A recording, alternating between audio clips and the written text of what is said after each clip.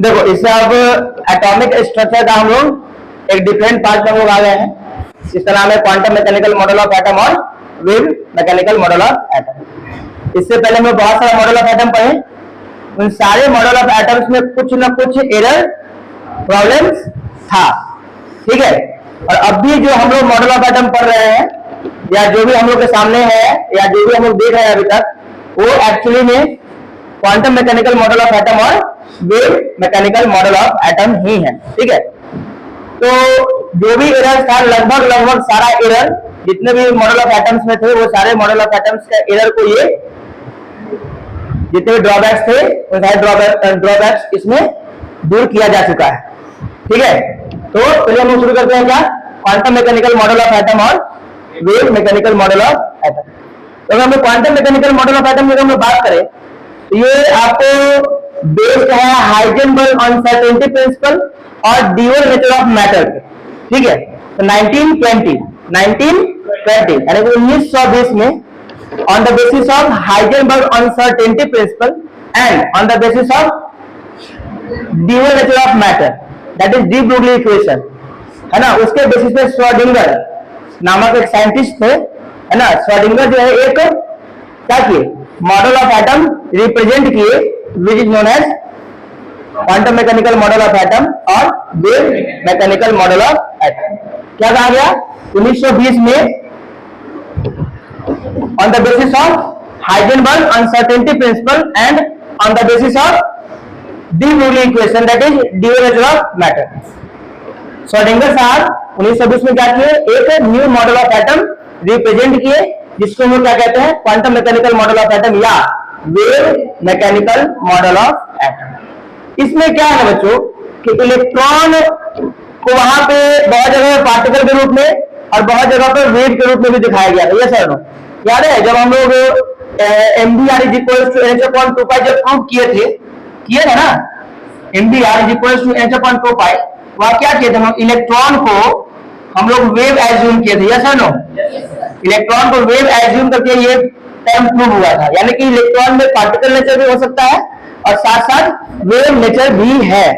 तो ये जो मॉडल ऑफ एटम है ना, इस मॉडल ऑफ एटम में इलेक्ट्रॉन को जैसे हम लोग पढ़े ना कि न्यूक्लियस के चारों ओर सर्कुलर पाथ पे इलेक्ट्रॉन क्या करता रहता है, रिवॉल्व करता है, यानी घूमता रहता है, मूव करता रहता है। तो इलेक्ट्रॉन का रिवॉल्विंग जो है ना, आप अगर समझना चाहते हैं, जैसे मान लो कि हमें अगर ये मेरा जो फिंगर है वो न्यूक्लियस है तो इलेक्ट्रॉन आपके अनुसार ऐसे घूम रहा है, अगर आप ऐसा सोच रहे हैं तो बिल्कुल गलत सोच रहे हैं। इलेक्ट्रॉन घूम ऐसे ही रहा है, ठीक है, लेकिन ऐसे घूम रहा है। कुछ बात समझ में आया? जिस तरह से अर्थ के चारों ओर प्लैनेट अपने एक्सिस पर भी घूम रहा है और अर्थ के चारों ओर भी घूम रहा है, उसी प्रकार से इलेक्ट्रॉन अपने एक्सिस पर भी घूम रहा है और इस न्यूक्लियस के चारों ओर भी घूम रहा है। लेकिन यहाँ पर थोड़ा सा इलेक्ट्रॉन का एजम्पशन अलग तरीके से दिखाया गया है, ठीक है। यहाँ कहा गया है क्या कि अगर आप एक न्यूक्लियस को एज्यूम कर ले, ध्यान समझिए इस बात को, अगर आप यहाँ पर मान लीजिए कि न्यूक्लियस, ये भी कंफर्म है कि इलेक्ट्रॉन न्यूक्लियस के बाहर ही है, हम लोगों ने कल प्रूव भी कर लिया है इस चीज को, है ना। तो इलेक्ट्रॉन अगर कहा गया क्या कि अगर एक इलेक्ट्रॉन को आप फ्री मूवमेंट के लिए छोड़ दीजिए, एक इलेक्ट्रॉन को फ्रीली मूवमेंट के लिए छोड़ दीजिए, यानी कि उसको फ्री होकर के उसको घूमने दीजिए, ठीक, और हर एक फ्रैक्शन ऑफ सेकेंड पे आप इसका फोटो खींचिए। हर फ्रैक्शन ऑफ सेकेंड की बात कर रहे हैं, क्या करना है समझ में आ रहा है। हम लोग कह रहे हैं कि एक इलेक्ट्रॉन को न्यूक्लियस के बाहर छोड़ दीजिए, आप छोड़ दिए, और उसको क्या करना है, उसका मूवमेंट को रीड करने के लिए, उसको देखने के लिए किस तरीके से वो चारों तरफ घूम रहा है, उसके लिए आप क्या कीजिए, तो उसके हर एक फ्रैक्शन ऑफ सेकेंड पे कैमरा को आप क्या कर दीजिए, स्टेबल कर दीजिए, और हर फ्रैक्शन ऑफ सेकेंड पे इलेक्ट्रॉन के मूवमेंट को क्लिक कीजिए, मतलब आप उसका पिक्चर लीजिए। अब बाकी जितने पिक्चर्स आएंगे हर फ्रैक्शन ऑफ सेकेंड पे, अब सारे पिक्चर्स को मर्ज कर दीजिए, ठीक है। तो इलेक्ट्रॉन का जो शेप आ जाएगा, शेप कह सकते हैं, या इलेक्ट्रॉन न्यूक्लियस के बाहर जो इलेक्ट्रॉन का जो पिक्चर आएगा वो कुछ इस तरीके से आएगा। देखिए क्या लिख रहे हैं, हम क्या दिखाने का प्रयास कर रहे हैं।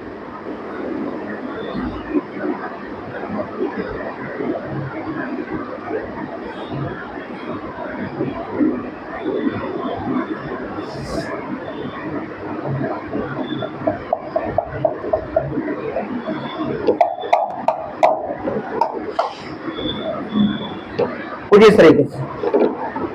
इस तरह का फिगर हम लोगों को क्या होगा, अगर हर फ्रैक्शन ऑफ सेकेंड पे अगर इलेक्ट्रॉन के मूवमेंट को क्लिक किया जाए और उसको अगर ऐड कर दिया जाए तो कुछ इस तरीके का फिगर जो है आपको दिखेगा।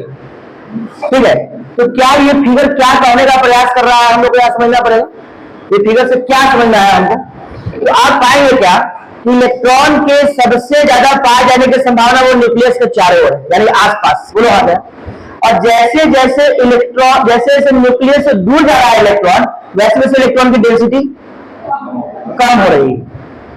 तो हमारी बात क्या बोला गया कि सबसे ज्यादा इलेक्ट्रॉन के पाए जाने की संभावना कहां होगी, न्यूक्लियस के आसपास। और जैसे जैसे न्यूक्लियस के डिस्टेंस बढ़ेगा वैसे वैसे इलेक्ट्रॉन की डेंसिटी, देखो यहाँ पे सबसे ज्यादा डेंसिटी इस जगह पे है कि नहीं, जैसे जैसे दूर गए न्यूक्लियस से हम लोग वैसे वैसे इलेक्ट्रॉन की डेंसिटी घट गई और एक आध इलेक्ट्रॉन कहीं इस जगह पे। अगर आपको इसको कंपेयर करना है ना तो बड़ा सिंपली आप मधुमक्खी के छत्ते से इसका कंपेयर कर सकते हैं। सबसे ज्यादा मधुमक्खी कहाँ होता है, एक जैक छत्ते के पास, बोलो हाँ ना। आप देखेंगे क्या कि उसके चारों ओर कुछ मधुमक्खी बैठी नहीं, कुछ मधुमक्खी जो है वो घूमती भी रहती है ना। कुछ मधुमक्खी आप छत्ते से कुछ दूर पर भी देखेंगे है ना, और कुछ मधुमक्खी आप कुछ दूर जाने के बाद मधुमक्खी यहाँ भी घूम रहा है। तो मधुमक्खी के पाए जाने की संभावना सबसे ज्यादा कहाँ पे है, छत्ते के पास। उसी प्रकार से इलेक्ट्रॉन के भी पाए जाने की संभावना सबसे ज्यादा कहाँ पे है, न्यूक्लियस के पास। ये फिगर इस बात को रिप्रेजेंट कर रहा है। ठीक है, यानी कि अगर यहाँ पे देखिए यहाँ पे एक नया कॉन्सेप्ट निकल के सामने आएगा। पंडित नींद मार रहा है तुम, लगा दे गद्दा उद्दा गुंडा कहाँ का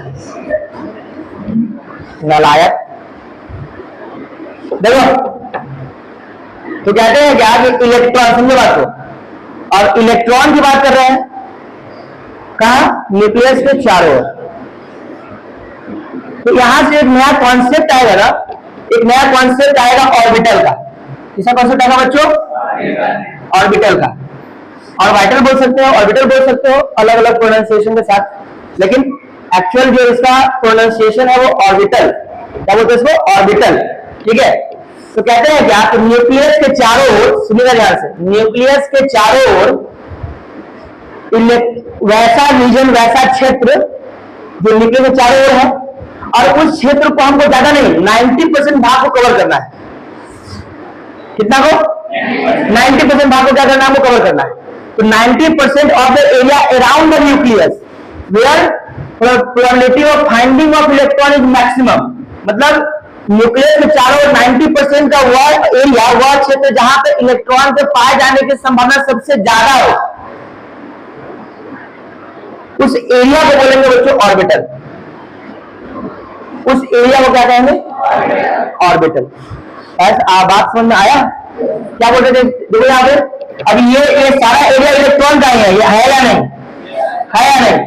लेकिन ये हम क्या बोले कि टोटल का 90%, टोटल का 90% एरिया को कवर करना है। जैसे 90% एरिया को कवर किए अप्रॉक्स, देखिए इस जगह पे इलेक्ट्रॉन के पाए जाने की संभावना जो होगी वो सबसे ज्यादा होगी, और यही एरिया क्या कराएगा बच्चों, ऑर्बिटल। यानी इतना बात समझ में आ गया कि इलेक्ट्रॉन जहां पाया जाता है उस क्षेत्र को, उस एरिया को हम लोग ऑर्बिटल्स कहते हैं। यस सर नो, कोई समस्या इसमें। तो सबसे बड़ा जो एक इस टॉपिक का जो सबसे मेन हम लोग कह सकते हैं कि पॉइंट, वो ऑर्बिटल। ये ऑर्बिटल टर्म को डिफाइन किया है ना कौन, wave mechanical model of atom और quantum mechanical model of atom. क्या किया, एक ऑर्बिटल टर्म को क्या किया, डिफाइन किया। आया बस में इतना, ये ऑर्बिटल क्या हो गया, हमारा पिक्चर हो गया। और क्या हो गया कि 90% न्यूक्लियस के चारों, न्यूक्लियस के अराउंड 90% का हुआ एरिया जहां पे इलेक्ट्रॉन के पाए जाने की संभावना सबसे ज्यादा हो, उस एरिया को क्या बोलेंगे हम लोग, ऑर्बिटल से बोलेंगे। अब कहते हैं क्या कि अगर इस मॉडल ऑफ एटम, ये जो मॉडल ऑफ एटम में इलेक्ट्रॉन के बिहेवियर को अगर हमको रीड करना है, इस मॉडल ऑफ एटम में इलेक्ट्रॉन के बिहेवियर को क्या करना है, रीड करना है, तो हमारे पास एक इक्वेशन है। कौन सा equation, which is known as Schrodinger wave equation, which is known as Schrodinger wave equation.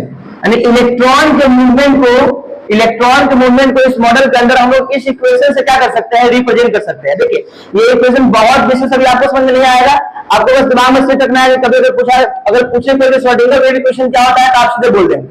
इसका सिंप्लीफिकेशन भी नहीं पढ़ना है आपको, लेकिन हाँ इक्वेशन एक रहेगा तो दिमाग में रहेगा ना कि आगे की चीजें इसी इक्वेशन से निकाला गया है ना, इसलिए यहाँ पे ये इक्वेशन को देखना जरूरी है। ठीक है, तो श्रोडिंगर वेव इक्वेशन कुछ इस तरीके से देखिए।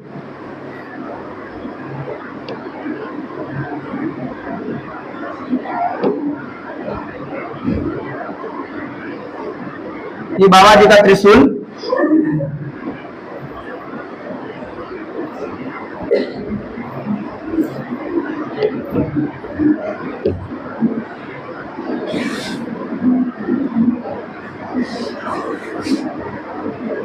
यही है श्रोडिंगर वेव इक्वेशन।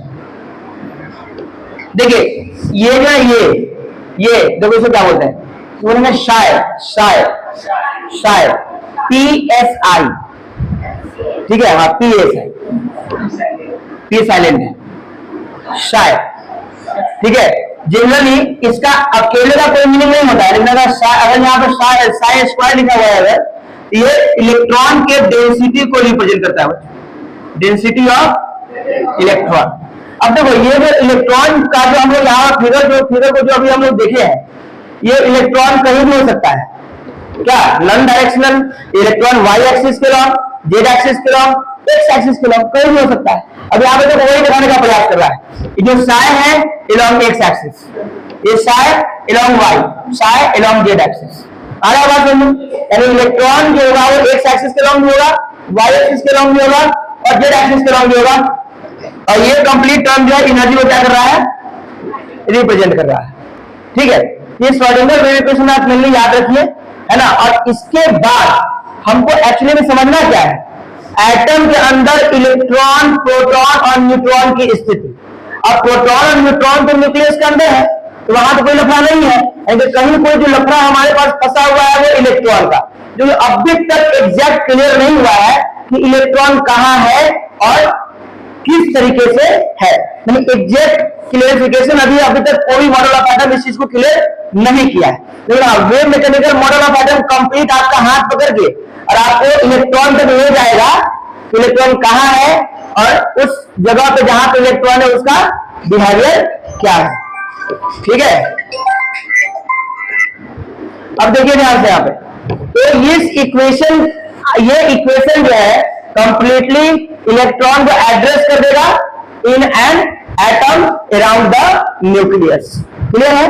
अब यही से अगर इस इक्वेशन को हम लोग सॉल्व करते हैं बच्चों, तो 3 तरह का क्वांटम नंबर मिलता है हम लोग को। कितना तरह का? 3 तरह का।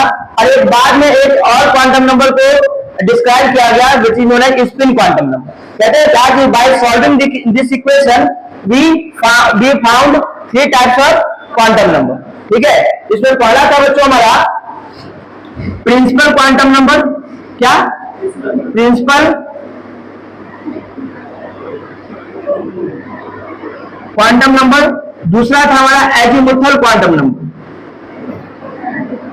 Azimuthal quantum number. तीसरा मैग्नेटिक क्वांटम नंबर।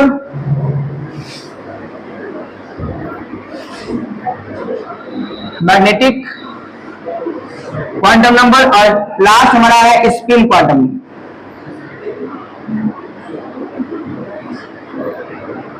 दिक्कत?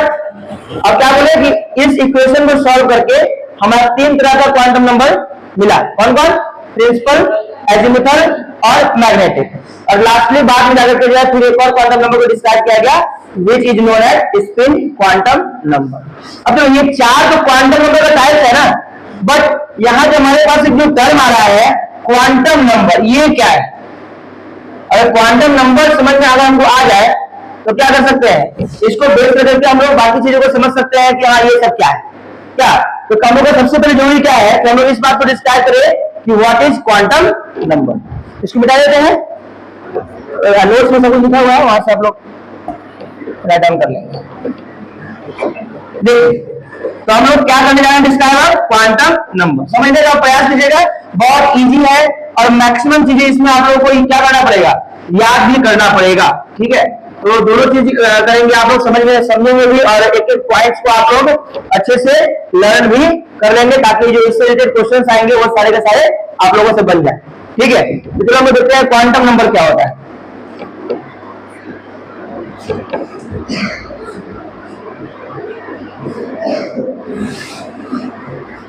क्वांटम नंबर कहते हैं क्या कि क्वांटम नंबर जो है ना, वो है a set of 4 numbers which gives complete address of an electron in an atom।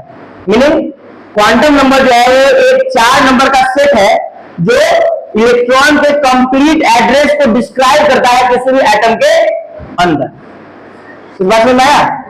जैसे मान लीजिए कि आप कहीं विदेश में आप दो दोस्त पढ़ रहे थे कभी, और आप क्या हुआ कि आप जो है उससे पढ़ाई खत्म हो गया और उस दोस्त को छोड़कर आप अपने देश चले आए, और उस दोस्त को आपसे बहुत इच्छा हुई कि हम अपने दोस्त से क्या करें, मिले। दोस्त आपको क्या किए, फोन किए कि दोस्त मुझे तुम्हारी बहुत याद आ रही है ना। वो आपको फोन किया कि दोस्त तुम्हारी मुझे बहुत याद आ रही है, तो आप कहे कि आप चले आइए उड़ के, फिर है ना। तो उड़ के कहां जाएंगे बेचारे वो, तो क्या करेंगे आप अपना एड्रेस बताएंगे। तो सबसे पहले क्या बोलेंगे आप कि हम इंडिया में रहते हैं। ठीक है, आप इंडिया में रहते हैं, खाली सिर्फ और सिर्फ इतना बात कह करके वो इंडिया में आपके पास पहुंच जाएगा? नहीं पहुंचेगा। तो क्या बोलेंगे आप इंडिया में रहते हैं, इंडिया के इस स्टेट में रहते हैं। पहले कंट्री बताएं आप, फिर क्या बताएं कि उस कंट्री के किस स्टेट में। अब स्टेट में अगर आप सिर्फ स्टेट में बोलते बिहार, तो क्या बिहार में वो आपको खोज लेगा? नहीं। तो क्या करेंगे आप उस बिहार का, फिर उस बिहार में जो डिस्ट्रिक्ट होगा, जिस डिस्ट्रिक्ट में आप रह रहे हैं, उस डिस्ट्रिक्ट का नाम बताएंगे उसको आप। ये सुनो, अब डिस्ट्रिक्ट में भी आ जाएगा तो क्या खोज लेगा वो आपको? नहीं। तो क्या करेगा? अब डिस्ट्रिक्ट के बाद जो है, जो आपका एरिया होगा, जो क्षेत्र होगा, ब्लॉक होगा, या आपका जो गांव का नाम होगा, उस गांव का नाम बताएंगे आप उसको। जैसे गांव में अगर पहुंच भी गया तो गांव में आपको खोज लेगा वो, तो क्या करेगा? तो आपसे फिर पूछेगा भाई गांव में पहुंच गया है, इतना गौर है इसमें, तुम कहाँ है?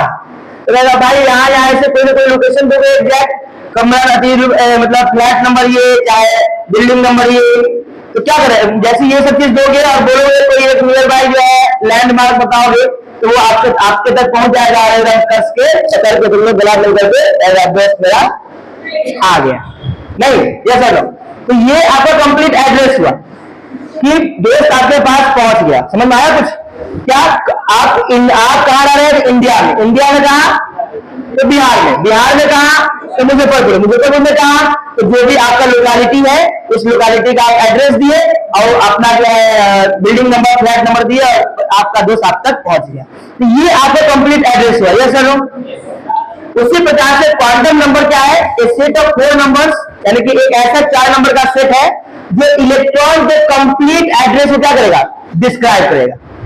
इलेक्ट्रॉन के कंप्लीट एड्रेस को क्या करेगा? डिस्क्राइब करेगा, और ये बताएगा आपको एकदम बारी से, बड़ा आराम से, कि इलेक्ट्रॉन एक्चुअली में एटम के अंदर कहां और किस तरीके से है। ठीक है, तो ए सेट ऑफ 4 नंबर, जैसा कि मैंने वहां लिखा आपको कि इसमें एक हमारा है बच्चों, कौन सा? Principal quantum number. क्या है ना कि इससे हर साल आपका IIT JEE हो या नेट हो, इससे एक क्वेश्चन 2 क्वेश्चन रहता है क्वांटम नंबर से, हर साल रहता है। ठीक है ना। फिर इसके बाद आपका क्या हो गया बच्चों? एक और azimuthal quantum number. Azimuthal quantum number, या इसी को हम लोग सब्सिडियरी क्वांटम नंबर भी कहते हैं। ठीक है। तीसरा मैग्नेटिक क्वांटम नंबर, और फोर्थ है हमारा स्पिन क्वांटम नंबर। अगर हम इन सभी चीजों को, इन सभी को डिस्क्राइब कर लेंगे तो हम लोग इजीली क्या कर सकते हैं? बता सकते हैं कि एटम, हम लोग ऑटोमेटिक पहुंच जाएंगे कि इलेक्ट्रॉन कहां है हमारा एटम के अंदर। पॉज कीजिएगा, पॉज। तो हम लोग क्या करेंगे अब, जो क्वांटम नंबर में जो हम लोग को 4 टाइप्स पढ़ना है, चारों टाइप्स पढ़ते हम लोग ऑटोमेटिक एटम के अंदर इलेक्ट्रॉन किस जगह पे है हम लोग ऑटोमेटिक पहुंच जाएंगे। ठीक है। तो हम लोग स्टार्ट करते हैं कौन सा? सबसे पहले प्रिंसिपल क्वांटम नंबर। ठीक है, देखिए प्रिंसिपल क्वांटम नंबर को हम लोग एन से रिप्रेजेंट करते हैं, स्मॉल एन से। ठीक है, प्रिंसिपल क्वांटम नंबर को हम लोग क्या करते हैं? स्मॉल एन से रिप्रेजेंट करते हैं। ठीक है, अब ये प्रिंसिपल क्वांटम नंबर किस बात का हम लोग को इंफॉर्मेशन दे रहा है इलेक्ट्रॉन को लेकर के किसी भी एटम के अंदर, ये हम लोग को समझना है। ठीक है, तो सबसे पहले ये डिस्क्राइब करता है किसी भी एटम के अंदर सेल को। सेल मतलब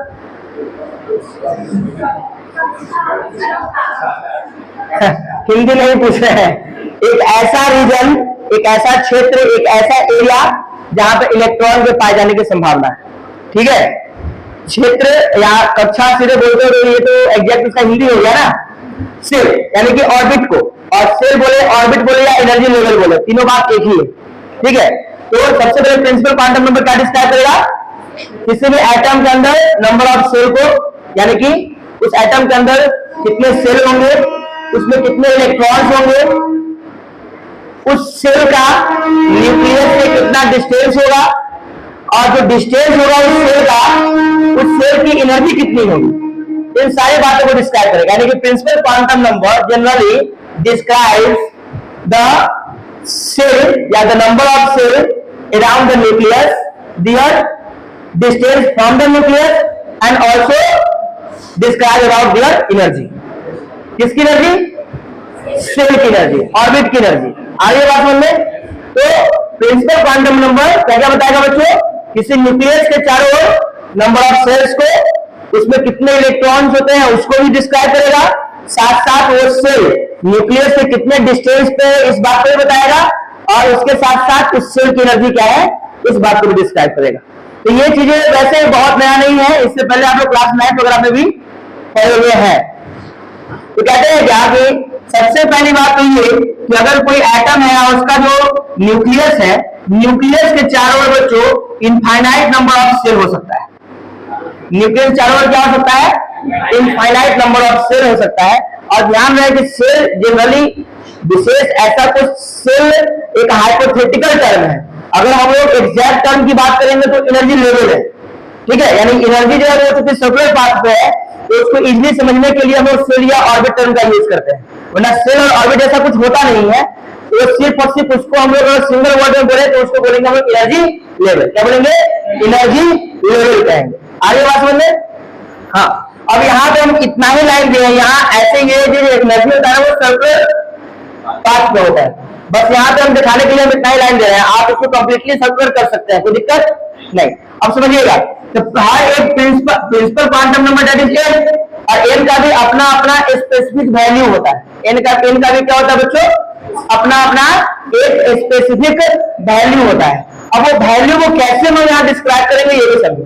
कहते हैं क्या कि अगर कोई सेल है, कोई ऑर्बिट है, कोई एनर्जी लेवल है, अगर न्यूक्लियस के सबसे नजदीक है, अगर वो न्यूक्लियस के सबसे नजदीक है तो उसके एन की वैल्यू जो होगी वो 1 होगी। एन की वैल्यू कितनी होगी बच्चों? 1।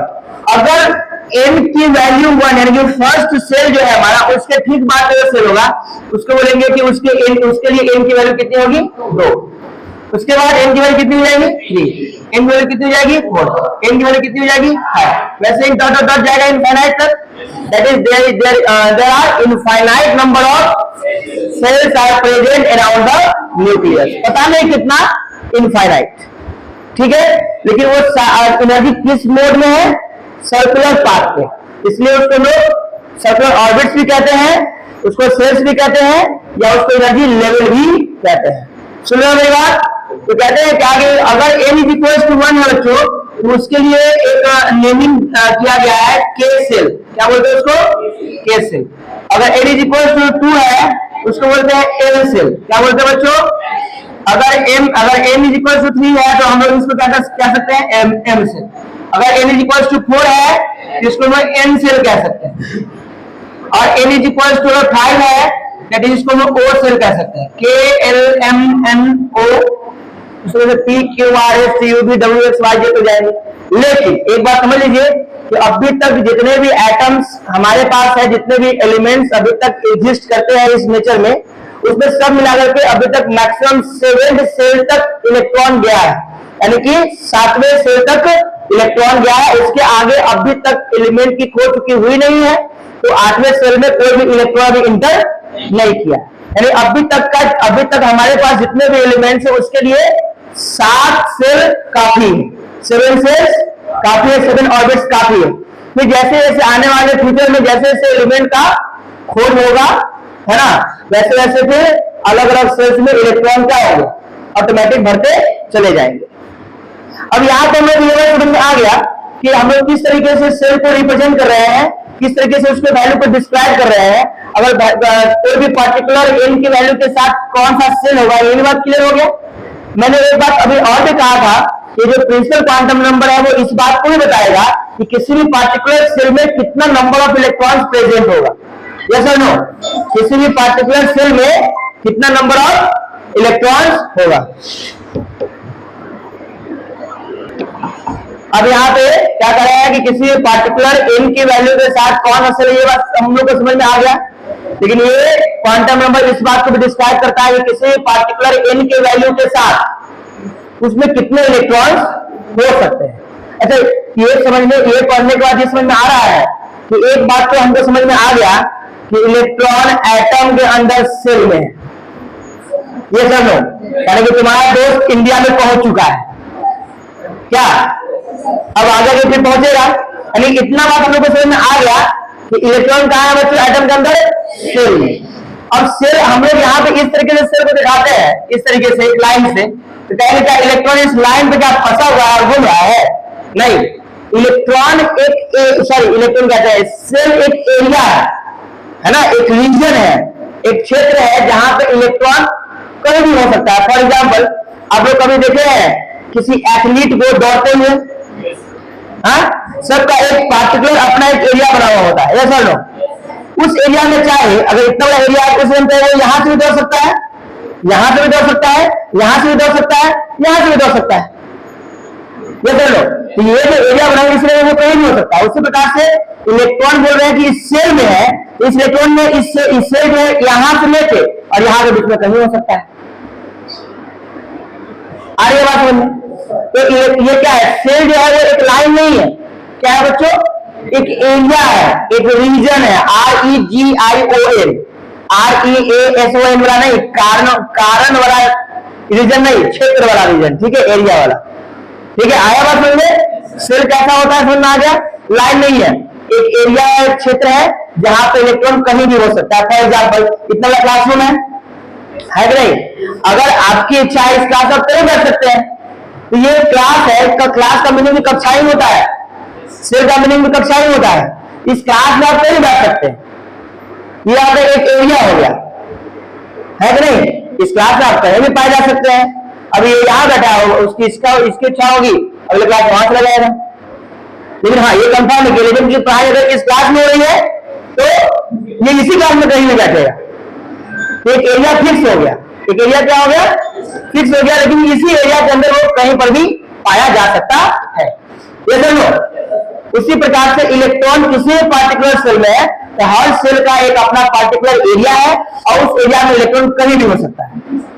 यानी कि हम लोग कहां पहुंच गए, इलेक्ट्रॉन को लेकर के, इलेक्ट्रॉन को लेकर कहां पहुंच गए, सेल में। किसके द्वारा, प्रिंसिपल क्वांटम नंबर के द्वारा, ठीक है। अब देखो यार बच्चों क्या है, क्या हम यहां समझने का प्रयास ये करेंगे कि इलेक्ट्रॉन जो किसी पार्टिकुलर सेल में है तो उस पार्टिकुलर सेल में कितने मैक्सिमम नंबर ऑफ इलेक्ट्रॉन्स हो सकते हैं, ठीक है। ये तो 9th में पढ़ा होगा, लेकिन फॉर्मूला तो कहता है हाँ सर पढ़ेंगे। तो maximum number of electron in any shell is equals to होता है 2n स्क्वायर, 2n स्क्वायर। आया बात समझ में? अब अगर हम लोग इस फॉर्मूला में थोड़ा सा डिस्क्राइब करें तो यहाँ पर विशेष कुछ तो अननोन टर्म है, इसी पर सिर्फ n है, बोलो तो क्या करना, where n is equals to क्या है, नंबर ऑफ सेल। n का वैल्यू क्या हो सकता है, 1 हो सकता है, 2 हो सकता है, 3 हो सकता है, इनफाइनाइट हो सकता है, 0 हो सकता है क्या। इलेक्ट्रॉन सेल में है, और n का मान 0 है, मतलब कोई सेल में नहीं है, इलेक्ट्रॉन भी है। क्या पॉसिबल है? कोई घर है उसमें आदमी नहीं है, तो घर नहीं है, खंडहर है। क्या आ रहा है बात समझ? तो n का वैल्यू कभी भी 0 नहीं हो सकता है।